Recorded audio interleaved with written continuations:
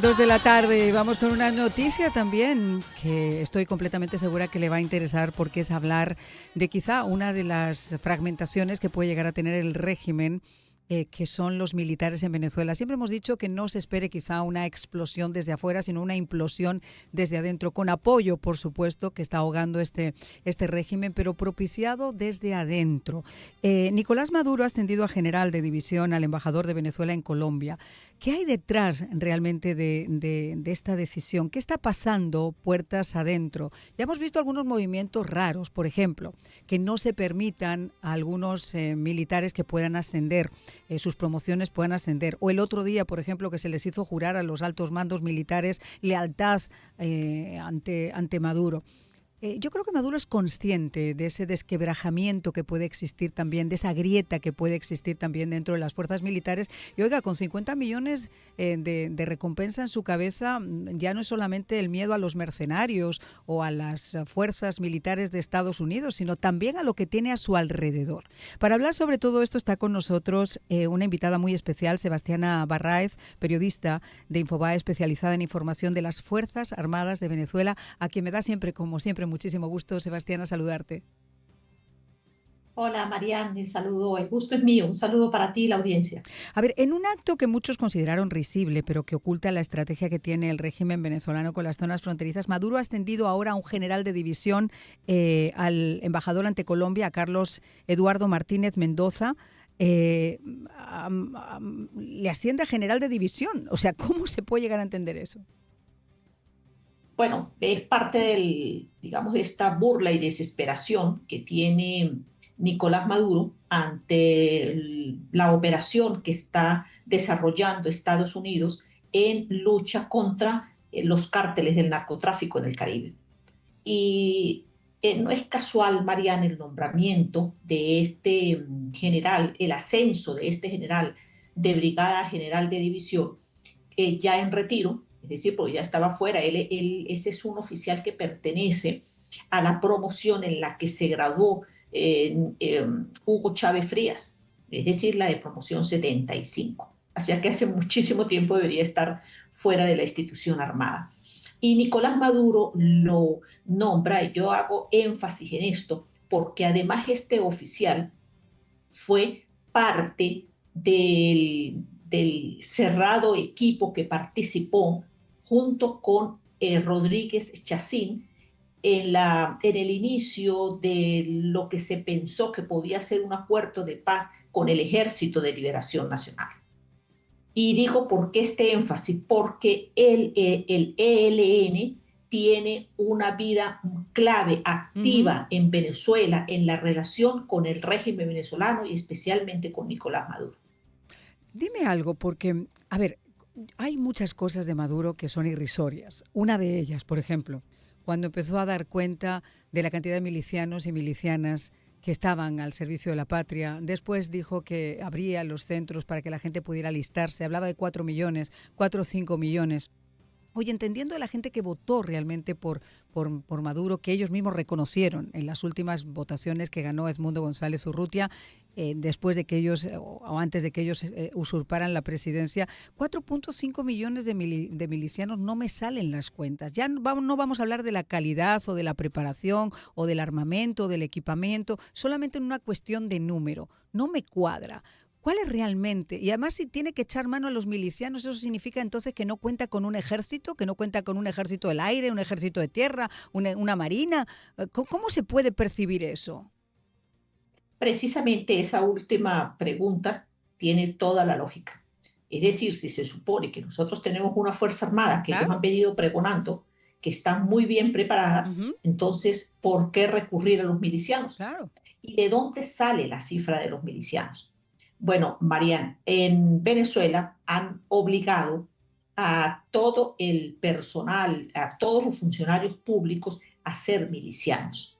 Y por otra parte, también incluyen en la milicia a todos aquellos inscritos en el Partido Ah, Socialista Unido de Venezuela y a todos los que necesitan recibir, por ejemplo, un bono, o una bolsa de comida. un bono, una bolsa de alimentos, todo lo que signifique estas medidas populistas y clientelares del régimen venezolano, todo el que recibe eso está obligado a ser miliciano. Y por supuesto, ante la crisis que vive el país, a la gran mayoría de la gente que ha tenido que recurrir a la milicia es porque tampoco tiene alternativa. Es la diferencia entre morir de hambre o ser parte de los milicianos, que por cierto no es nuevo, ya tiene unos años, esta especie de masa de gente de diferentes edades, sobre todo gente muy mayor que necesita esos recursos para integrarlos como milicianos. Pero además, Mariana, y ojo con esto, ¿quiénes son los milicianos? Ajá. Los verdaderos milicianos no son precisamente los 4 millones de los que habla Nicolás Maduro, que representan una cantidad de gente mayor, muchos de ellos ya retirados de una vida activa, pública, sino además es que eso le permite tener dentro de las milicias a personas encapuchadas, a personas anónimas que son parte de grupos Ujú. incluso violentos, y a mí no me cabe duda de personas extranjeras Esto te iba- entrenadas Exacto. y que él tiene dentro Ujú. de esta milicia, porque así están ahí camuflados como si fuesen venezolanos y activos defensores de la revolución. Fíjate, no puedo dar todavía el nombre o el dato público, pero yo conversaba con alguien ayer que tuve en el programa de televisión hace un par de años, que está aquí en Estados Unidos, que también formó parte de la seguridad de Maduro, y me contaba, él es militar, me contaba que había hablado con otras gentes militares y que todos estaban lejos de sentirse, ¿cómo explicarte?, de sentirse amenazados por Estados Unidos, se sentían aliviados por la posición que podía llegar a tener Estados Unidos. Y eso me lo contaron fuentes muy altas militares en activo en Venezuela. Tú que tienes acceso muchísimo más que yo a esos militares venezolanos, ¿cuál es la impresión que tú recibes de esta operación militar que en estos momentos está emprendiendo Estados Unidos en las costas venezolanas?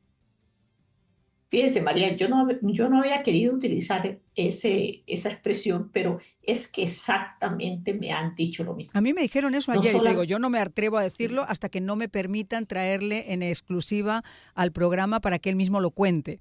Pero me llamaba la atención porque no estamos hablando de Perico el de los Palotes, estamos hablando de un altísimo cargo militar y hacía eco de otros militares en Venezuela. muchísimos. Yo he recibido muchísima información y de hecho esta mañana me comentaban, mire, lo mejor que nos puede pasar para la tranquilidad del país es que termine pasando algo. Y eso no solamente es en el mundo militar, eso también es en el mundo civil, porque esta situación en la que por una parte nos tiene la situación económica, social que vive el país, y la inactividad además real de una vida tranquila, de una vida de posibilidades, incluso de prever el Ujú, futuro, ujú. lo único que ha hecho es que la gente sienta en Venezuela que es necesario que algo pase.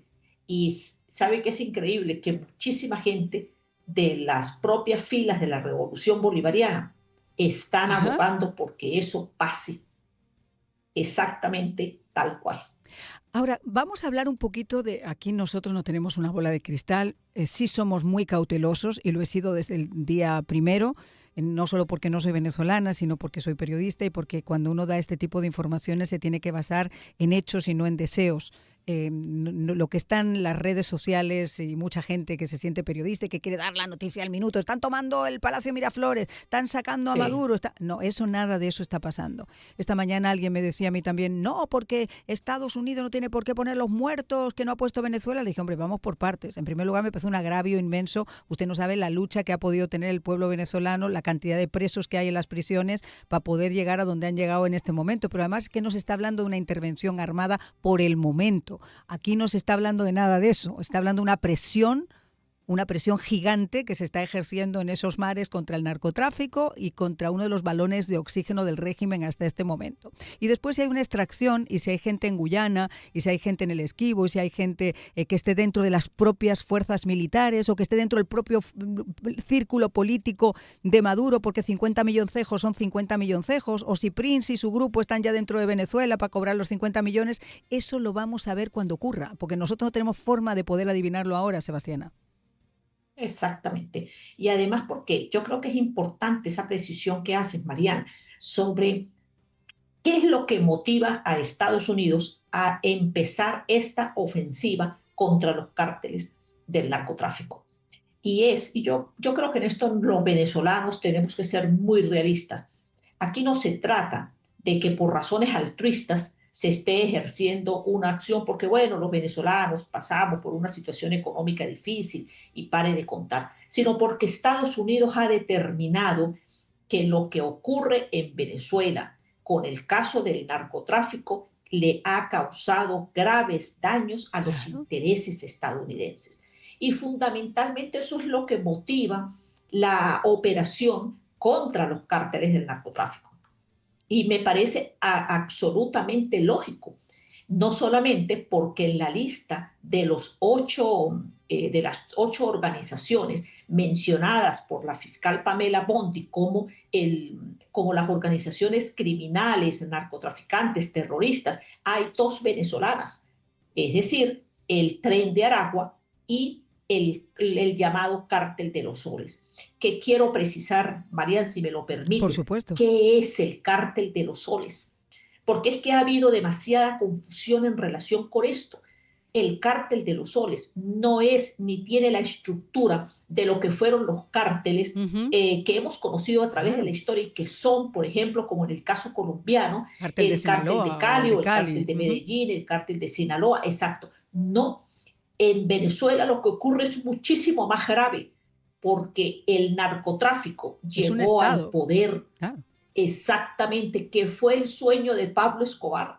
Pablo Escobar quería llegar al poder político en Colombia porque ese era el paraíso del narcotráfico. Pues resulta que en Venezuela el llamado Cártel de los Soles no es una organización enfrentada con el poder o con el Estado, es el Estado mismo. Y aunque están haciendo esfuerzos desesperados por venderle al mundo la lucha contra el narcotráfico, la realidad es que cada uno de esos montajes que hacen resulta el uno peor que el otro, porque es que se le nota las costuras. Ujú, ujú. ¿Cómo es que si Diosdado Cabello habla de que en territorio venezolano a cada momento están encontrando 3.000, 2.000, 1.000 toneladas Ujú. de cocaína? ¿Por dónde entraron? Exactamente. Si también por otro lado pregonan que la Fuerza Armada es la que custodia la frontera venezolana, es la que custodia nuestros mares, nuestro espacio aéreo, entonces ¿por dónde entró esa droga? Y peor aún, ¿cómo es que no es la Fuerza Armada la que realmente ha tenido la vocería de esas incautaciones, sino el ministro del Interior y Justicia? Ajá. Lo que también a su vez revela que los otros ministros anteriores a Diosdado Cabello, compañeros de partido, habían sido partícipes del narcotráfico y de la presencia de esa cantidad, no solamente de narcotraficantes, sino de pistas de aterrizaje, de laboratorios en territorio venezolano. O sea, estamos hablando de un cártel que ha funcionado con el máximo poder Ujú, y ujú. desde el máximo poder en Venezuela. Y que además, fíjate, y a mí me encanta que hayas mencionado esto porque yo lo he mencionado desde hace días. A mí hace muchos años comencé a investigar los carteles del narcotráfico en América Latina. Eso me llevó a escribir el libro de Código Catleya, que por cierto le recomiendo porque tiene mucho que ver cómo se gesta el cartel de Sinaloa y cómo empiezan a hacer negocios no solamente con Venezuela, sino con el resto de América Latina, porque lo que dice Sebastiana es lo que yo comentaba esta mañana. No estamos hablando de un Estado normal, estamos hablando de un narcoestado. No estamos hablando de una organización, un cartel del narcotráfico habitual y tradicional. Estamos hablando de organizaciones transnacionales que se dan la mano unas con otras y Exactamente. trabajan de la misma forma. Por eso la pregunta de ahora y por eso la concepción tan importante de Estados Unidos, y fíjense dónde quiero ir. Cuando insisto, y voy a insistir mientras esté en este micrófono para que la gente tenga claro que no se trata, la intención de Estados Unidos, aunque se maten dos pájaros de un tiro, no es derrocar a un dictador, ni derrocar a ese dictadorzuelo, ni derrocar a ese Exacto. presidente. Es llevar al jefe del cartel del narcotráfico ante la justicia americana para que responda por todos los crímenes y las toneladas de cocaína que han entrado en los Estados Unidos. Pero ahí es donde quiero llegar. Nicolás Maduro no es el único que está dentro de ese cartel de los soles. Ahí está obviamente acompañado del resto de su parentela y padrino, de Diosdado, de todos los que componen ese narcoestado que se protegen unos con otros. Por eso también es importante porque la gente dice, bueno, pero es que si se derroca a Maduro y se lleva a Maduro, quizá el chavismo puede buscar otro Maduro, como ocurrió cuando murió Hugo Chávez. No, pero es que aquí no están entendiendo. Esto no se trata de derrocar solo a Maduro, se trata de derrocar un sistema criminal y un cartel del narcotráfico, que en este caso además toma el poder que no le corresponde de un Estado, porque además están ocupando una presidencia que tampoco de forma legítima les corresponde. Con lo cual la posibilidad de que puedan sacar a Málaga para meter a Malagón, eso no va a pasar tampoco, Sebastiana. Exacto, ¿no? Y además hay una cosa curiosísima que es que esa posición que ha venido asumiendo el presidente de Colombia, Gustavo Petro. Por ejemplo. Mire, Gustavo Petro hace una cosa insólita. Entre otras cosas, quiere justificar a través de un tuit publicado en su cuenta, diciendo que los generales involucrados en el narcotráfico en Venezuela fueron los que se pasaron a la oposición.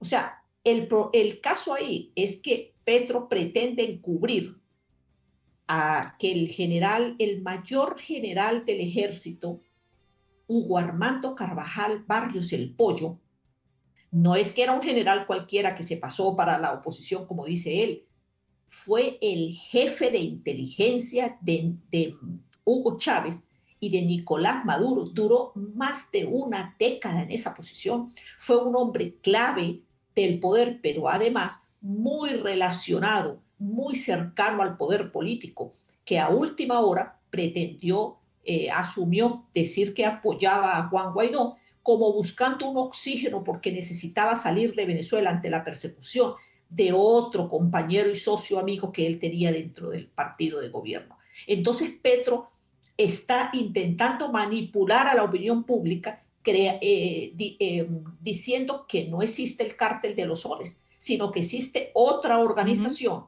que maneja el control de la cocaína. Pero ¿cómo es que si él la sabía, primero no lo había denunciado? Y segundo, ¿quién integra esa organización? Porque se supone que él sí está hablando de un verdadero cártel, no del narcotráfico metido en la cúpula del poder en Venezuela. Totalmente, Sebastiana. Oye, te quiero agradecer infinito que hayas estado con nosotros. Muchísimas gracias y nos vamos a mantener, por supuesto, muy pendientes a lo que pase en los próximos días. Gracias.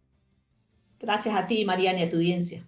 Y nosotros llegamos así, señores, al final de nuestro programa del día de hoy. Ha sido un placer que hayan podido estar con nosotros. Nuestros compañeros de cada tarde van a continuar, por supuesto, llevándoles toda la información sobre lo que ha ocurrido en esta escuela católica de Minneapolis, donde hasta el momento se sabe que hay el individuo, más de 20 años, respondía al nombre de Robert Wiseman, o de Robin Wiseman, o Robert o Robin Wiseman, no tenía más de 20 años. La policía está en estos momentos incautando su vivienda.